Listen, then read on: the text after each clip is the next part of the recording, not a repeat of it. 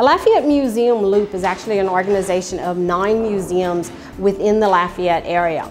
And that has evolved over years, starting with just a gathering of those museums, just talking about what each museum is doing and how could we work together, to an actual formalized organization called Lafayette Museum Loop. And we meet regularly and talk about what each one is doing. How can we work together to collaborate on some activities and do some joint advertising and things like that. Our Children's Museum is a hands-on participatory museum. So everything is designed for you to play, touch, feel, and be involved in.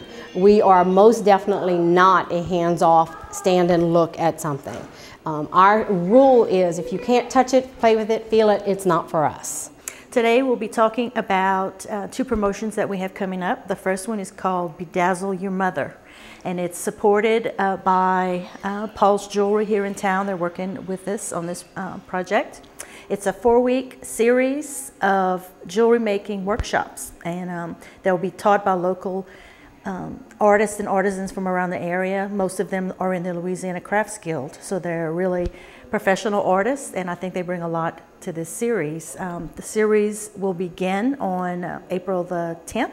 The first artist will be Brucey Gothe, who will be doing ceramic beads with the children.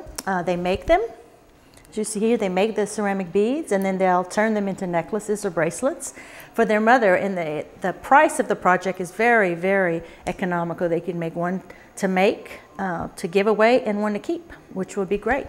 The second workshop is on April the 17th, and it will be with the artist called Kai Drobish.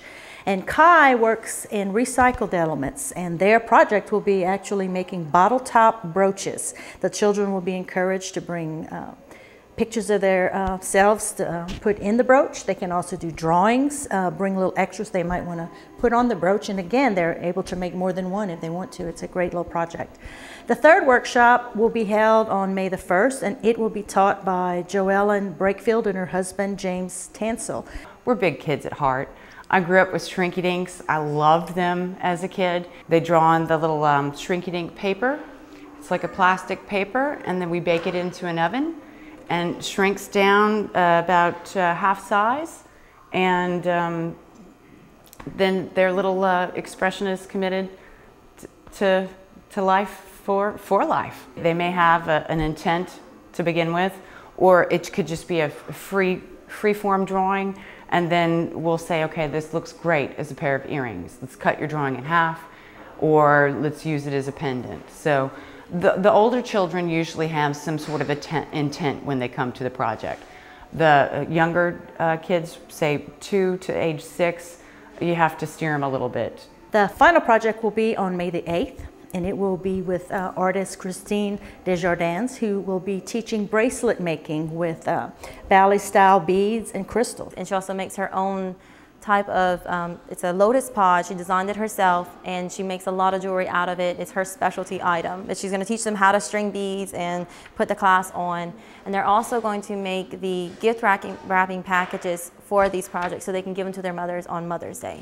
This entire project is made possible with a partnership awards grant from the Acadiana Center for the Arts, with funds provided by the Lafayette Consolidated Government. We have a wonderful website, childrensmuseumofacadiana.com, and there's tons of information on there, everything from our hours to current events that are going on.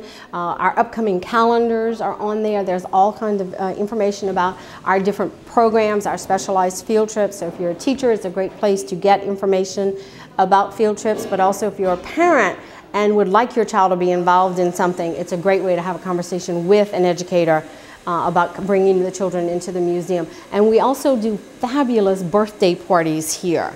And all that information is on our website as well. And then of course they can give us a call. All of our scouting information is on there, both for Cub Scouts and Girl Scouts are on there. And so that's a great place to start to get information, and then call us in with all these questions that might arise specifically to your group or your child.